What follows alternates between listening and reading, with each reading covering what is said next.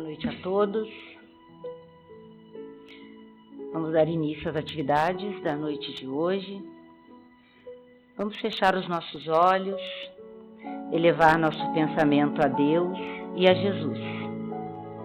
Vamos sintonizar na frequência espiritual do nosso mentor, para que a sua presença nos ilumine por completo. Que seja derramada sobre todos nós a luz que renova, a serenidade que acalma e o amor que protege. Que possamos estar em harmonia para interpretar e compreender os ensinamentos que nos serão apresentados e que saibamos usá-los no nosso dia a dia para que eles nos auxiliem na nossa evolução espiritual. Pedimos que os mentores espirituais inspirem nossa palestrante Gladys e que ela seja orientada, amparada e envolvida pelo seu amor. Na certeza que os nossos pedidos serão atendidos, agradecemos a oportunidade de estarmos mais uma vez aqui reunidos e pedimos licença para iniciarmos os trabalhos da noite de hoje. Que assim seja. Boa noite a todos. É com muita alegria que eu volto aqui, nesta casa onde eu conheci a doutrina, para nós meditar um assunto nada novo, a prece e arrependimento. Mas é um assunto muito importante que nós precisamos a todo momento relembrar. O que é a prece? É uma comunicação mental feita através do pensamento com o mundo espiritual, com Deus, com Jesus, com o mentor da nossa casa, os bons espíritos, sempre sendo feita de uma maneira simples, de uma maneira sincera, aonde o que conta é a intenção, o vigor do pensamento e da vontade. Aqui. Tá. Para nós fazer a prece, é necessário que tenhamos um motivo útil e merecimento. Porque se nós fizermos uma prece pedindo o mal ou desejando fazer o mal para alguém, Deus não concordará. Desta forma, é necessário que o motivo seja útil e seremos atendidos dentro do nosso merecimento e necessidade, porque nem tudo que nós pedimos somos atendidos. A prece pode ser feita em qualquer lugar, em qualquer hora, só ou acompanhado. O que vai importar é a intenção. Na hora de orar, fazermos o possível para retirar a mágoa do coração. Jesus, lá no Evangelho, já disse que antes de entregar a oferenda no altar, era para primeiro reconciliar com o adversário. Nós precisamos. Outro item importante a respeito da prece é nós pedirmos para espíritos já preparados, espíritos mais superiores que estão em condições de nos ajudar. Por isto, não é indicado pedirmos a ente querido, a um amigo que já desencarnou. Nem sempre esta pessoa que nós amamos está em condições de nos ajudar.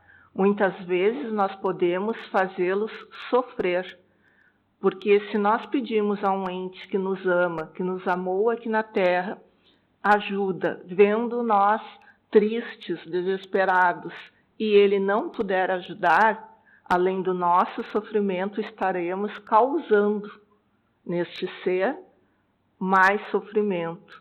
Muitas vezes ainda o espírito está em tratamento, às vezes recente saído do período de perturbação, e se nós o amamos, não vamos querer fazer mal a ele. Então, a quem devemos pedir nas nossas preces? A Deus, a Jesus, ao nosso anjo protetor, ao mentor da nossa casa, aos trabalhadores ceareiros do Cristo, aos espíritos superiores.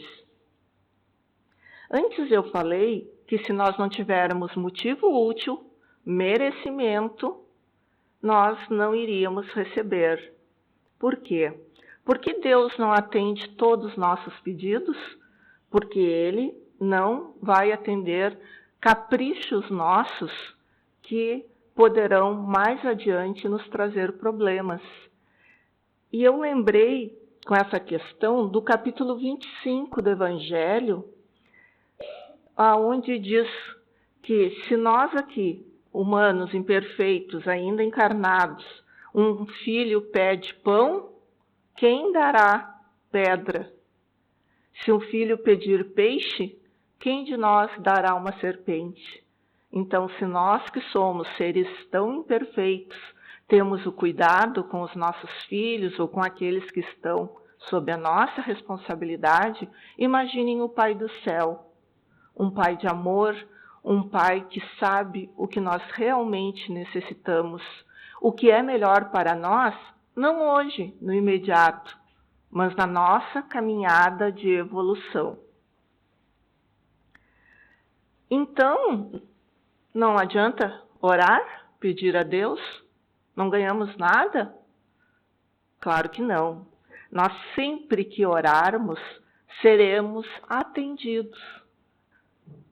Muitas vezes não naquilo que gostaríamos, mas nós ganharemos através dos pensamentos e às vezes até de um amigo encarnado ajuda.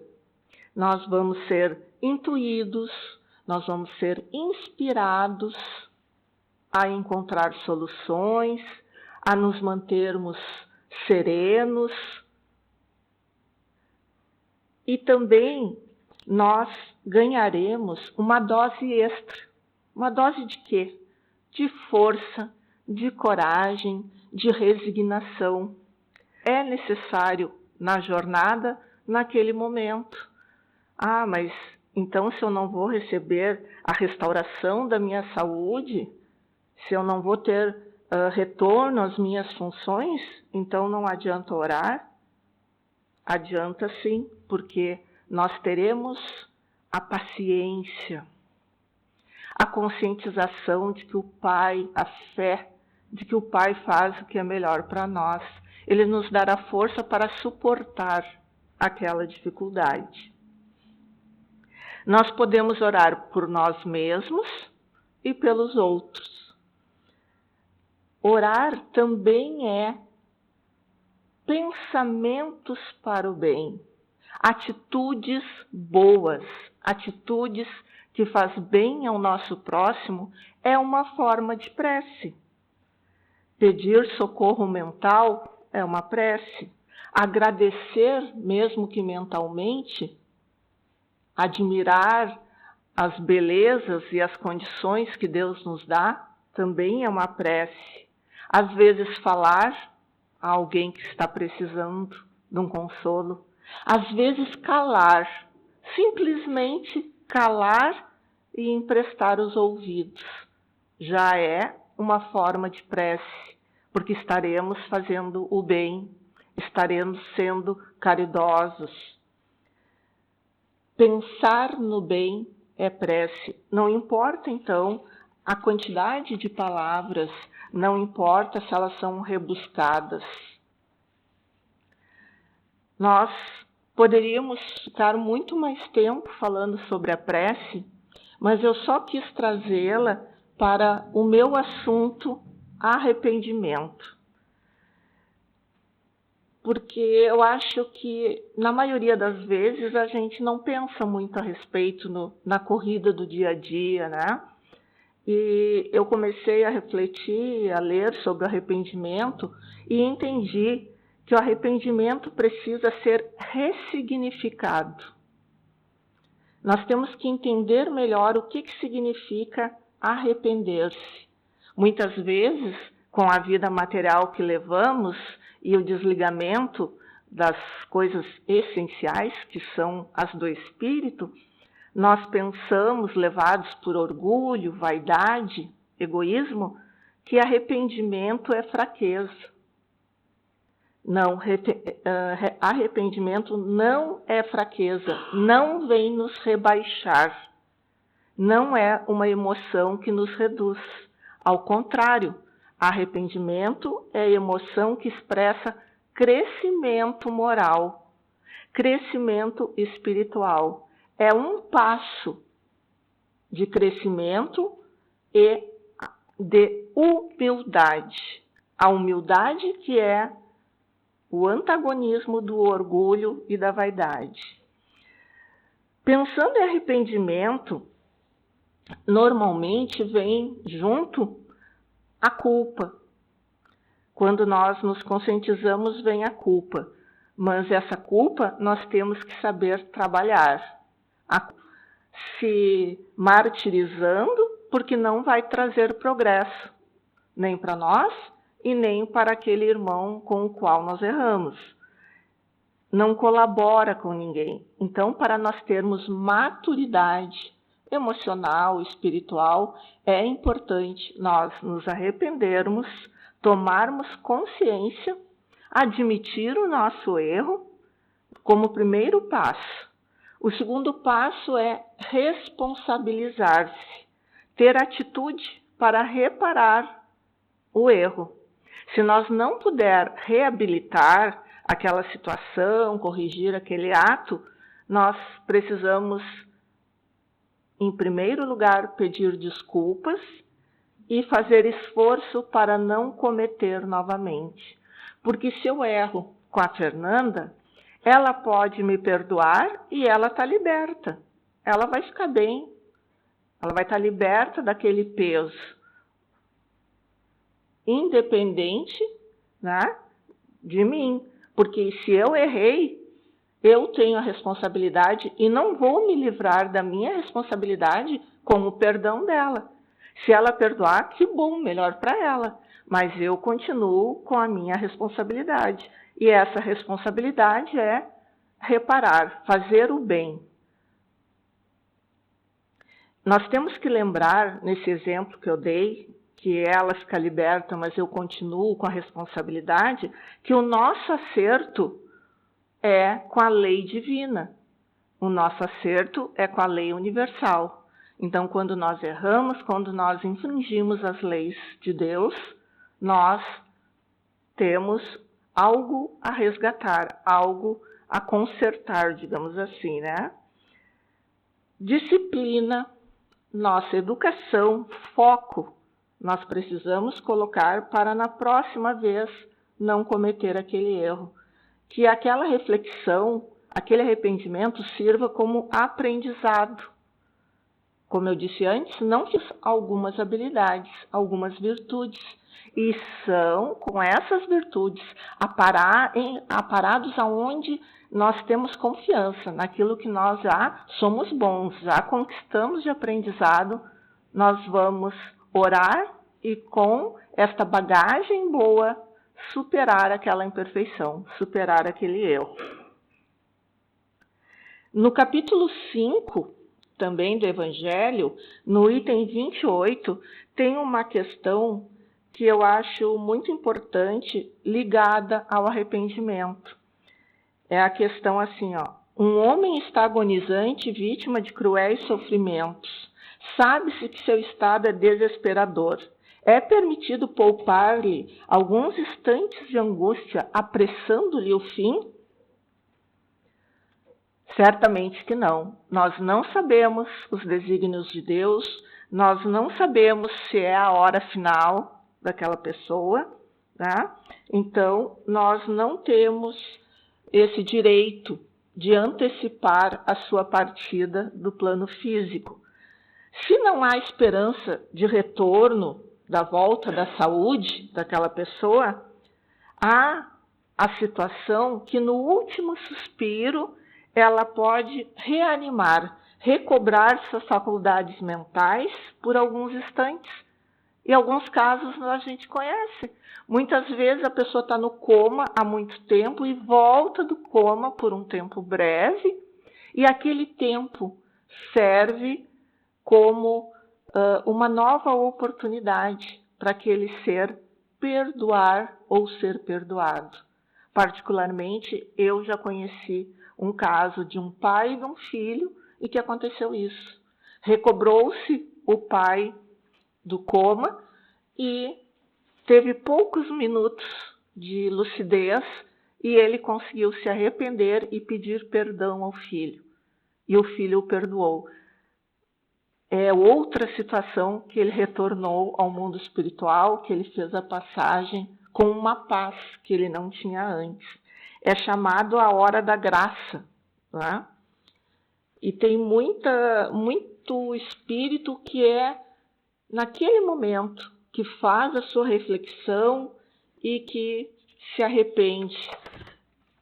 E esse arrependimento dá uma oportunidade de entrar mais leve, de fazer uma passagem mais tranquila. No nosso evangelho está escrito: um relâmpago de arrependimento pode poupar grandes tormentos na vida espiritual. Pode influenciar naquele período de perturbação ou mesmo no caminhar desse espírito após o desencarne. São Luís, em 1860, nos instruiu a respeito dessa questão. Ele disse assim: abrandai os últimos sofrimentos quanto esteja em vós, mas guardai-vos de abreviar a vida, mesmo que seja 1 minuto, porque esse minuto pode poupar muitas lágrimas no futuro. Então é para nós fazer o possível para aliviar a dor daquele ser, seja com procedimento, seja com medicamento, né? Mas jamais tirar a vida física. Porque muitos perdões podem acontecer nessa hora e quando nós temos o arrependimento sincero, sejamos ou estejamos encarnados ou desencarnados, nós abrimos a possibilidade de um atendimento, de uma ajuda espiritual. O arrependimento no estado espiritual, então, após o desencarne, é comentado na questão 991 do Livro dos Espíritos e que pergunta o que significa o arrependimento na vida espiritual, no estado espiritual. E é dito que o arrependimento faz esse espírito desejar uma nova encarnação. Quando ele toma consciência, ele quer se purificar, compreende as suas imperfeições que o impediram de ser feliz e agir corretamente, e pede uma nova existência para reparar as suas faltas, cumprir provas que resgatem seus débitos. E neste processo, sempre que houver o arrependimento, a ajuda vem em seguida. Espíritos elevados estão sempre prontos. Muitos espíritos estão à volta daquele ser que ainda está no erro, que não se conscientizou, mas que não consegue perceber e sentir a presença dos espíritos que podem ajudá-lo. Cedo ou tarde, quando chega o arrependimento, chega a ajuda. Então, quanto tempo levar para se arrepender, mais tempo fica no sofrimento sem ser acolhido, tratado. Um exemplo, já que nós estamos falando de desencarnado, tem um exemplo do livro Ressurreição e Vida, que um homem russo era filho de uma senhora humilde, com grandes dificuldades financeiras, sozinha, que tinha 4 filhos. Ela criou os filhos, sempre dando muita atenção, muito cuidado para eles. Eles cresceram, tomaram seu rumo, e esse homem especificamente, o Dmitri, ele cresceu e começou a fazer golpes, começou a ter atitudes erradas, fazer peripécias que chegou ao ponto dele se desesperar que não tinha como sair daquela situação difícil. O que ele fez? Ele não acreditava em Deus, ele não acreditava em Jesus, ele não tinha uma conduta moral boa, ele se perdeu e se suicidou. Ele se atirou no rio Volga, lá na Rússia. O que aconteceu? Ele ficou preso ao corpo com muita dificuldade, sofrendo, até que começou mesmo a ser, vamos dizer assim, sentir seu corpo, né, sendo devorado por peixes, e no meio deste sofrimento, ele teve um momento em que ele ouviu um som e que veio à lembrança dele a mãezinha querida com os irmãos, que quando ele era criança, aquela mãezinha humilde reunia os filhos todas as noites para falar de Jesus, falar de Deus, falar de amor, e cantava uma cantiga. Quando ele lembrou disso, despertou nele e ele pediu ajuda.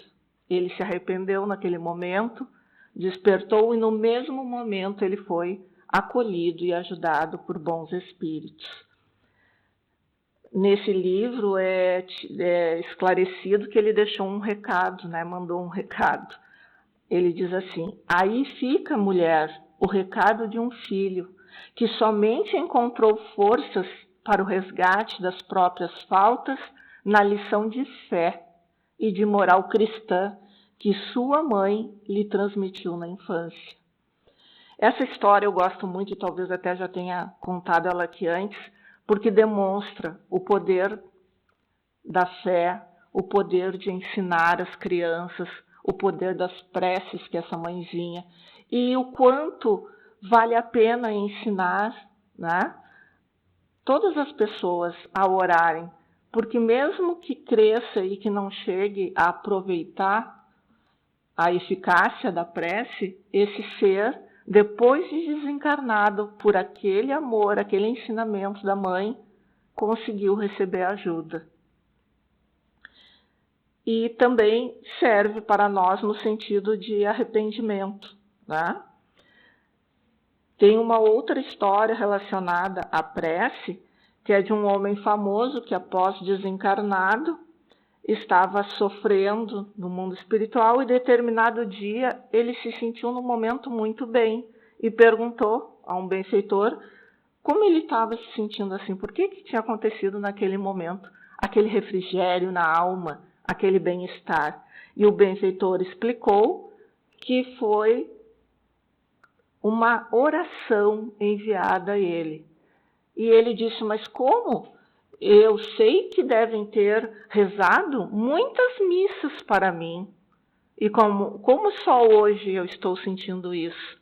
E o benfeitor para ele disse que as missas tinham sido oferecidas por pura formalidade, em que o coração não estava centrado naquelas missas, naquelas preces, e que naquele momento ali, uma criança, a neta dele, fez uma prece sincera e amorosa pedindo ajuda para ele.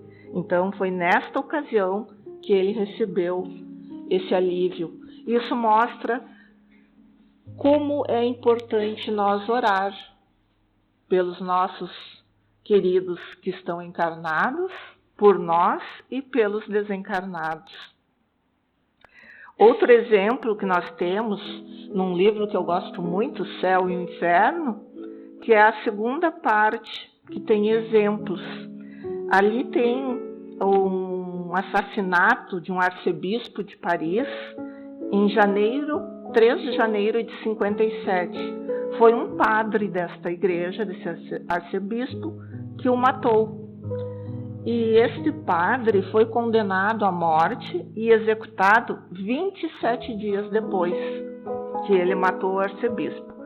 Até o momento dele ser executado, decapitado, ele não demonstrava nenhum remorso, nenhuma sensibilidade, nenhum arrependimento.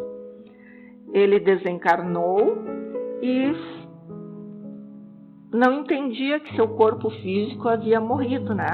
Ele via, no mesmo dia ele foi evocado, ele via a cabeça de um lado, o corpo do outro, mas ele não conseguia entender o que acontecia. E ele dizia na evocação que ele sentia o frio do cutelo, aquele instrumento usado para decapitação, né? Que era uma faca de cortar tijolos. 3 dias mais tarde, ele reconheceu que não fazia mais parte do mundo físico, pedia perdão pelo erro 3 dias depois do desencarne e querendo sinceramente reparar o seu erro. Como consequência desta rápida conscientização dele, ele sofreu bem pouco tempo, né, ouvindo os gritos da consciência, e esta história foi auxiliado. Essa história nos mostra o poder do arrependimento e da prece, e poucos criminosos operam essa mudança tão rápido. Alguns ficam endurecidos por muito tempo, inclusive por séculos, né? No livro do Céu e Inferno também tem, nesse mesmo capítulo, que é criminosos endurecidos, né, arrependidos, tem o espírito de Castelnaudary.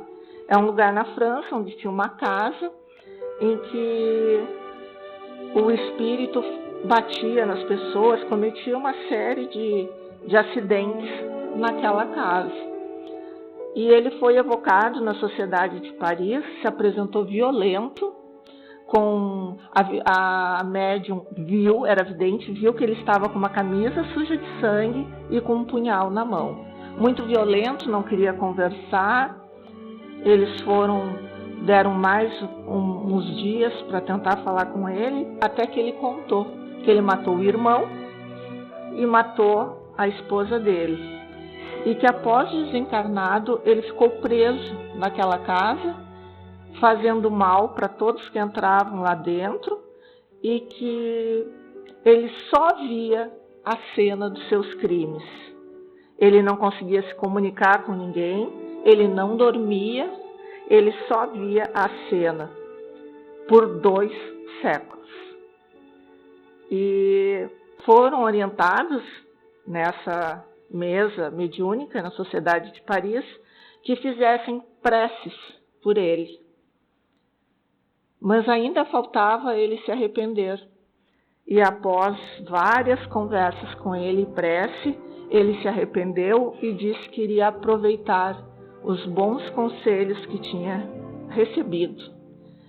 E já de imediato passou a se ver sem o punhal. É incrível, né, como a conscientização, a intenção, a vontade de se melhorar pode transformar situações. O quanto a prece é eficaz para encarnados, para desencarnados. Sempre tenhamos a certeza que o bem e a prece nunca é em vão. Nunca estamos sozinhos. E Deus, que é soberanamente bom e justo, faz o melhor para nós. E sempre nos dá uma nova oportunidade para nós refazer a nossa caminhada.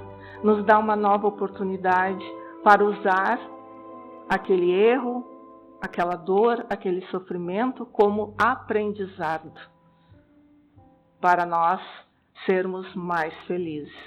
Muito obrigada.